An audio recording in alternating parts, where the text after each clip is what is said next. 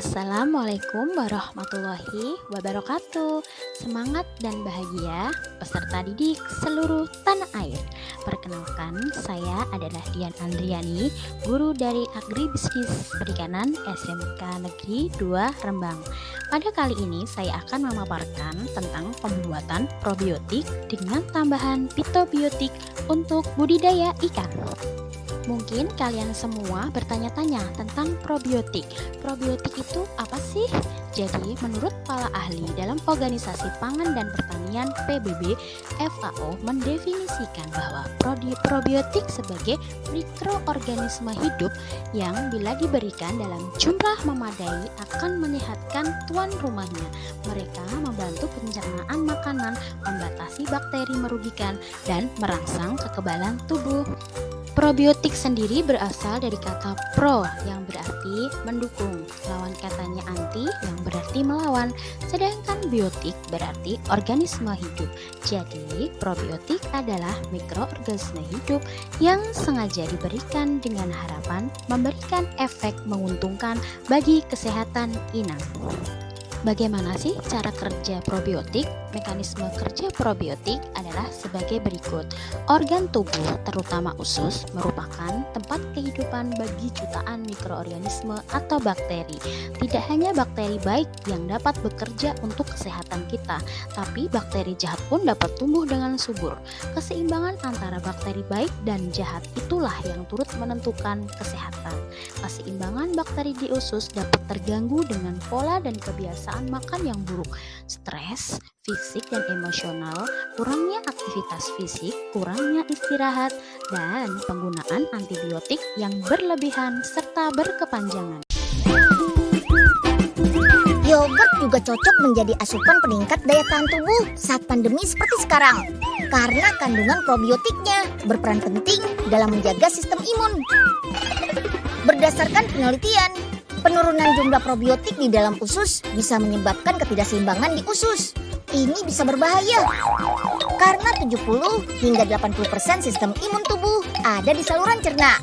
Jadi saat bakteri probiotik berkurang, maka produksi zat imun tubuh pun ikut menurun. Makanya biar daya tahan tubuh kita kuat, kita harus menjaga kesehatan sistem pencernaan nih. Salah satunya ya dengan mengkonsumsi makanan fermentasi. Tapi harus yang mengandung probiotik ya. Selain yogurt, bisa dari tempe, kimchi, kombucha, dan acar yang difermentasi dengan air garam. Yap, memang gak semua makanan yang difermentasi mengandung probiotik. Makanan probiotik harus mengandung mikroorganisme hidup saat dikonsumsi dengan jumlah yang cukup. Bakteri probiotik yang digunakan biasanya berasal dari keluarga Bifidobacterium dan Lactobacillus.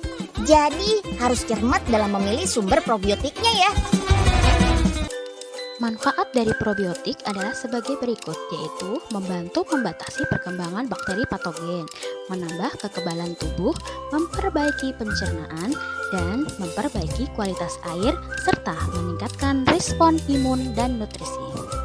Bakteri baik tersebut dikelompokkan ke dalam dua spesies utama, yakni Lactobacillus dan Bifidobacterium.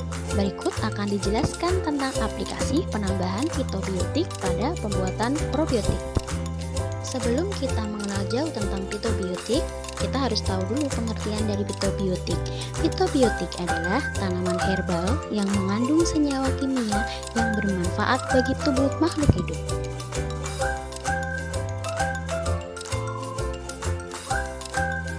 Manfaat dan kegunaan fitobiotik antara lain meningkatkan fungsi dan kekebalan tubuh sebagai anti-stres atau imunomodulatori, khususnya pada ternak yang memakan zat anti-nutrisi, mengalami diare atau gangguan pencernaan lainnya, meningkatkan bobot badan dan produktivitas ternak, pengawet alami pada pakan ternak dengan efek antimikrobial, meningkatkan fungsi liver dan ginjal, meningkatkan produksi sel darah putih, dan menghambat replikasi virus.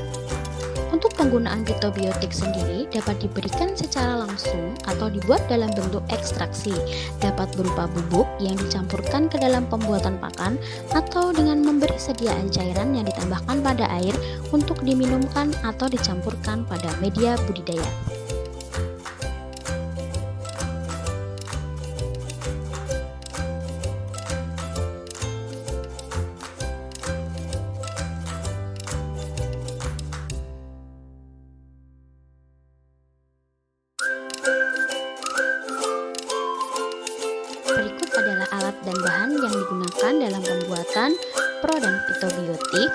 serta proses kerjanya.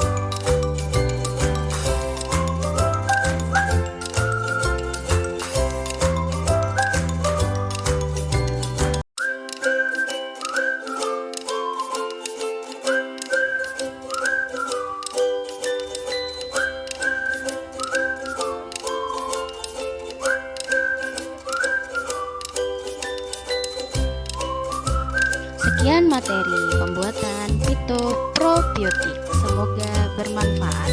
Tetap semangat dan bahagia. Wassalamualaikum warahmatullahi wabarakatuh.